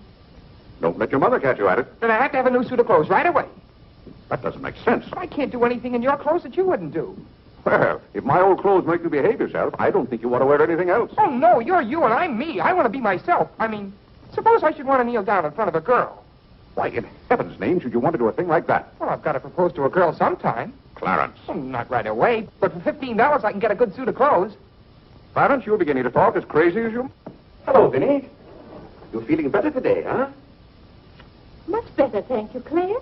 You don't have to hurry home from the office every day like this. With business the way it is, there's no use going to the office at all. Yes, you do look better, Vinny. What did you do today? Well, I got a carriage and took the boys for a ride, and we stopped in at McCreary. And, oh, Claire, I've the most wonderful news for you. Who do you think I met? Mr. Morley. Morley? Never heard of him. Remember that nice young minister who substituted for Dr. Lloyd one Sunday? Oh, yes. Right young fellow. Preached a good, sensible sermon. Short one, too. Ought to be more ministers like him. Well, Claire, his parish is in Audubon Park. You know, way up above Harlem. Nobody knows you up there. You'll be perfectly safe. Safe? Vinny, what the devil are you talking about? I've gone all over everything with Mr. Morley, and he's agreed to baptize you. Oh, he has. The young whippersnapper. Very nice of him. We can go up there any morning. We don't even have to make an appointment. Who said I was going to be baptized at all? Why, Claire, you did. Now, Vinny. You gave me your promise, your sacred promise. You said I'll be baptized. I promise I'll be baptized. Well, what if I did? Claire, aren't you a man of your word? Vinny, we all thought you were dying. So naturally I said that to cheer you up. As a matter of fact, the doctor told me that's what cured you. Well, it seems to me pretty ungrateful of you to press this matter any further. My being well has nothing to do with it. You gave me your word. You gave the Lord your word. And you're going to march yourself up to Mr. Morley's church some morning before you go to the office and be christened. If you think for 1 minute... What in the name of heaven is that? If you think I'm going to let you add the sin of breaking your solemn and sacred promise... I demand to know what that repulsive object is. It's perfectly plain what it is. It's a pug dog. What is it doing in this house? I wanted it, and I bought it. You spent good money for that? Claire, don't try to change the subject. How much did you pay for that atrocity? I didn't pay anything for it. I charged it.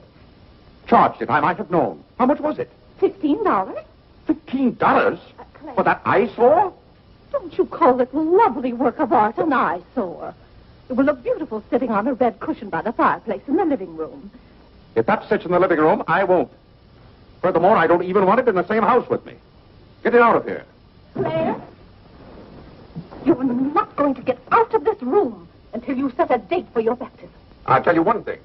I'll never be baptized as long as that hideous monstrosity is in this house. All right. All right. Clarence.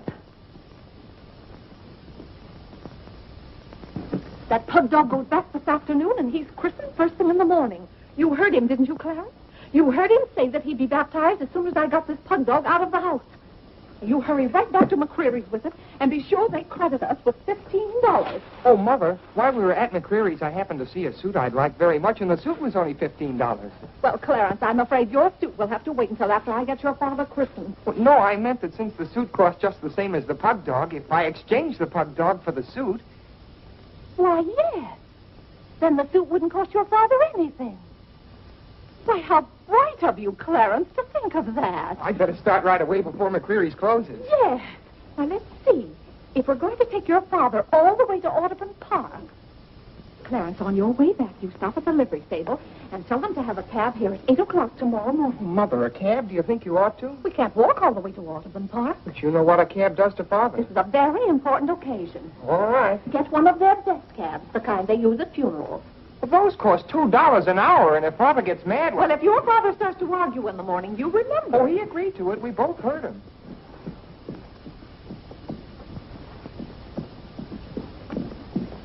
I hope you notice Clarence is returning the pug dog. That's a sign you're getting your faculties back. Don't dawdle, Clarence.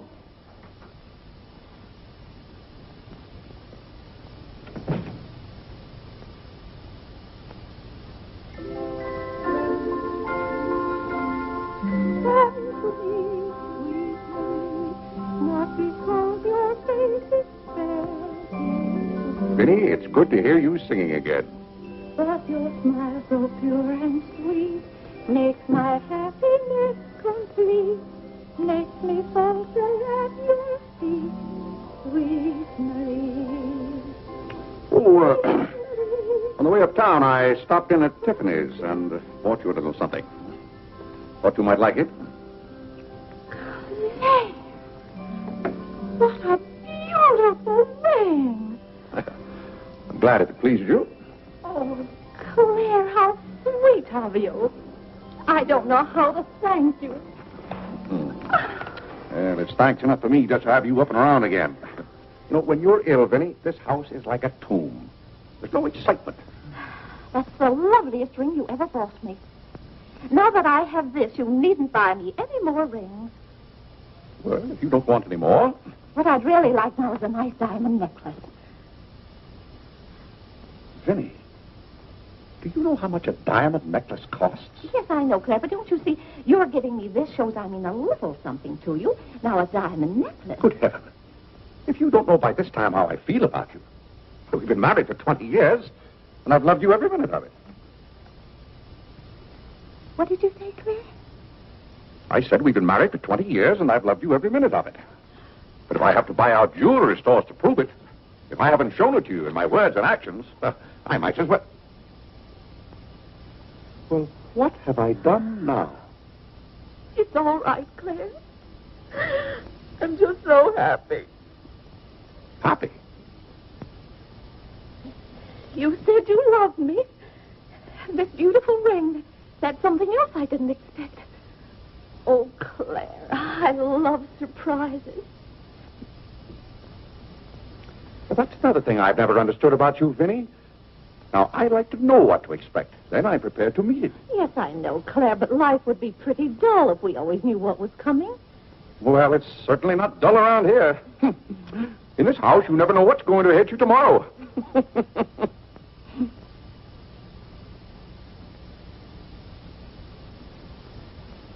Every daisy in the dell knows my secret, knows it well, and yet I dare not tell thee, sweet Marie,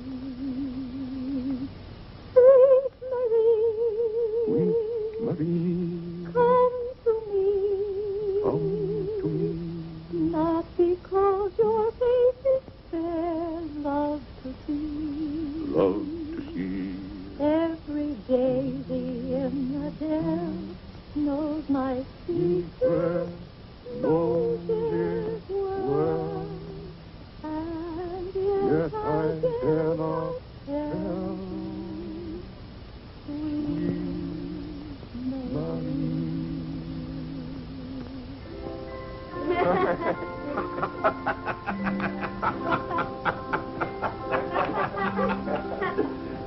Well, then, Harlan, the very... Who are you? What's your name? Margaret, sir. Can't be Margaret. We've got one Margaret in the house. At home they call me Maggie, sir. All right, Maggie. If her name's Margaret, that's a good sign. Maybe she'll stay a while. Do you know, boys, your mother used to be just the same about cooks as she is about maids. Never could keep them, for some reason. Well, one day about 14 years ago. Yes, it was right after you were born, John. My, you were a homely baby.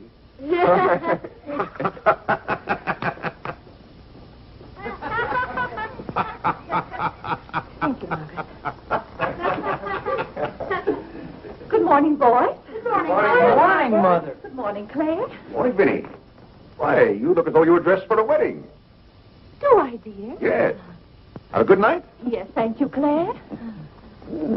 Sit down, Vinny. Sit down, boys. Oh, thank you, Clarence. Well, seems to me everyone's all dressed up this morning. What's on the program for this fine day? Well, this afternoon, May Lewis's mother is giving a party for everyone in May's dancing class. Harlan's going to that. I don't want to go, Mama. Harlan, don't you want to go to a party and get ice cream and cake?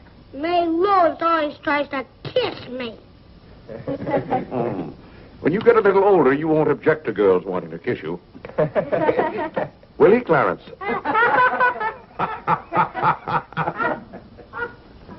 This is for you, Mr. Day. Where shall I put it? Oh, that's for me, I think. Take it upstairs, Maggie. Wait a minute, Maggie. Bring it here. Let's see it. See, it's for me, Father, Clarence Day, Jr. Let me look. Well, that's from McCreary's. It's marked charge. What is it? Claire, it's all right. It's nothing for you to worry about. Well, at least I think I should know what's being charged to me. What is it? Claire, stop your fussing. It's a new suit of clothes for Clarence, and it isn't costing you a penny. It's marked charge $15. It's costing me $15. And I told Clarence... Claire, can't you take my word? It isn't costing you a penny. I'd like to have you explain why it isn't. Because Clarence took the pug dog back and got the suit instead. Of course. And they've charged me $15 for the suit. Nonsense, Claire. We gave them the pug dog for the suit, don't you see? Then they've charged me $15 for the pug dog. But, Claire, they can't. We haven't got the pug dog. We sent that back. Well... But... Well, now, wait a minute, Vinny. The suit...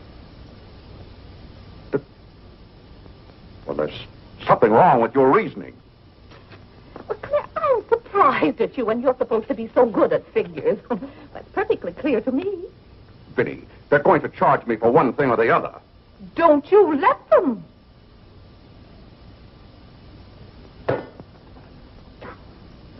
Well, McCreary's aren't giving away suits and they aren't giving away pug dogs.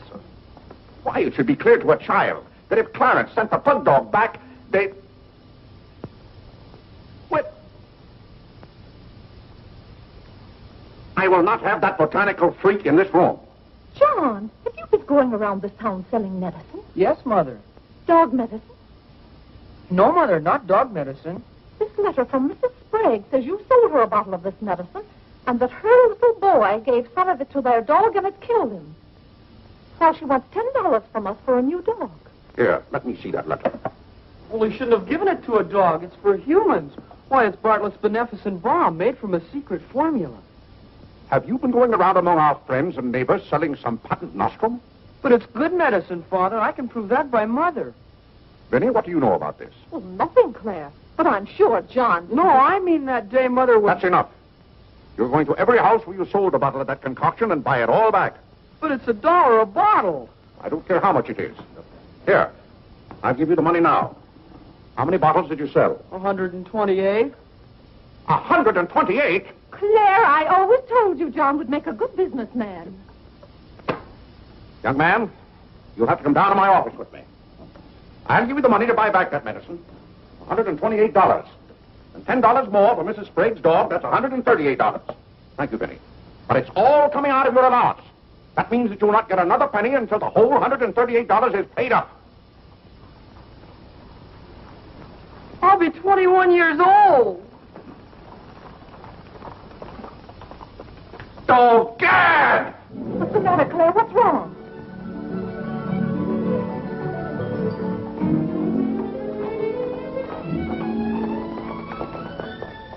Those gypsies are back. Don't anyone answer the door. They're moving in on us again, bag and baggage. I won't have it, I tell you. I won't have it. Now, Claire. Don't let them in. Claire, hush up. They'll hear you. Tell them to get back in that cab and drive right on to Ohio. As if we could turn our own relatives away. But they're extravagant enough to take cabs when horse cars are right by our door. And now you be quiet and behave yourself. John, come help with the baggage. Why do they always have to pounce on us without any warning? Cora, Mary. Well, it's so good to have you back again. How are you, Vinny? We've been so worried about you. Oh, I'm fine now. Did you have fun in Springfield? What? John, my, you're still growing. John, go get the baggage. There's Whitney. How are you, darling? Fine, thank you. And little Harlan. Have you been a good boy? No. Claire, the girls are here. Cousin Claire, here we are again. My, it's so nice to be back. How do you do, Mr. Day? How do you do? Come and sit down and have some breakfast with us. Oh, we had breakfast at the depot. Well, we've practically finished ours. I haven't finished my breakfast. Well, then sit down, Claire. Come and have a cup of coffee anyway. Oh, Mary, thank you, sit over Betty. there. Cora, Maggie, clear those places. My, this seems so natural. Claire, don't let your kippers get cold. Maggie, serve some coffee. Yes. Oh, where's Clarence? He must be upstairs moving his things so you can have his room again. Oh, Vinny, we can't stay overnight. Grandpa Edison's been sailing very fast, and that's why I have to hurry back. We're leaving on the 5 o'clock train this afternoon. Well, Cora, it certainly is good to see you again.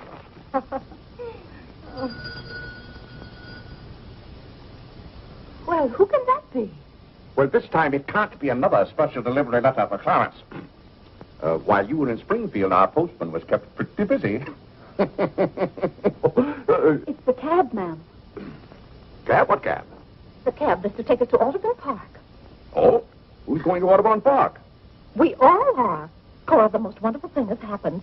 Claire is going to be baptized this morning.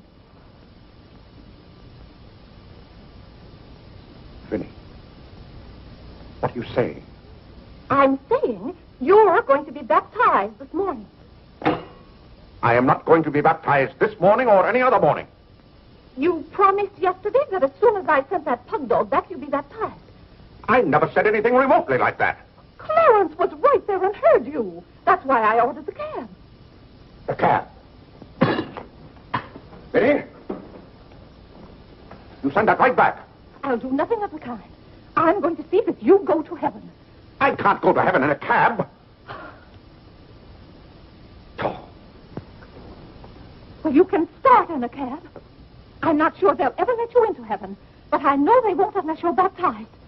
They can't keep me out of heaven on a technicality. Claire, stop quibbling.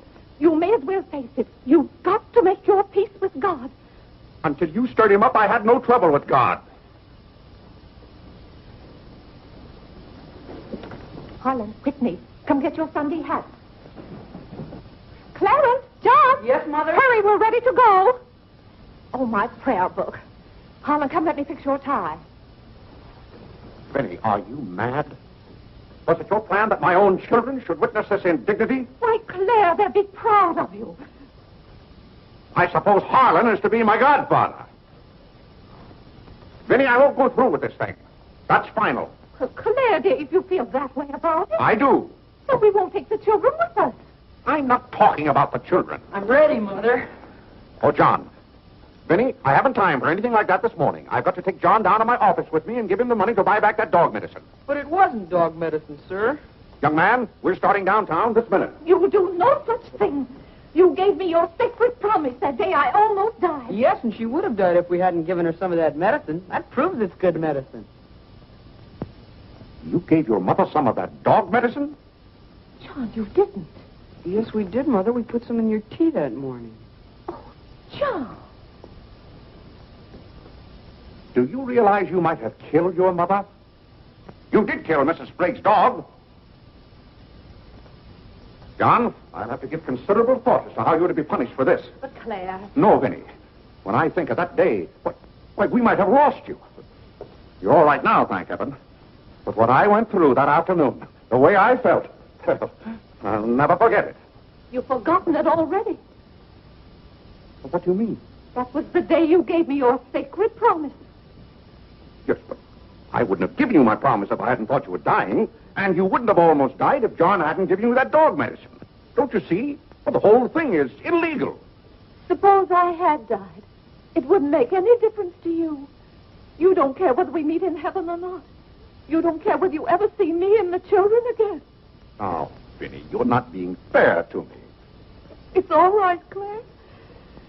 If you don't love us enough, there's nothing we can do about it. But that has nothing to do with it. I love my family as much as any man. All my life, I struggled and worked just to... Yeah, there's that cab.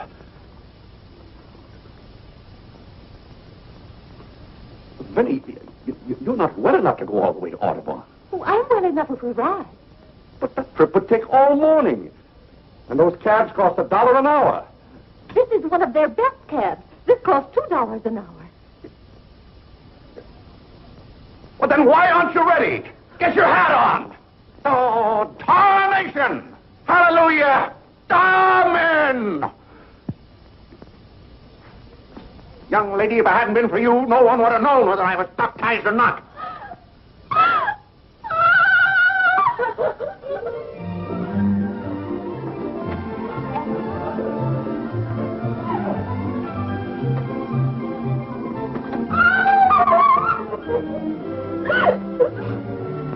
Oh, Gad! Good morning, Mr. Day. Going to the office? No. I'm going to be baptized.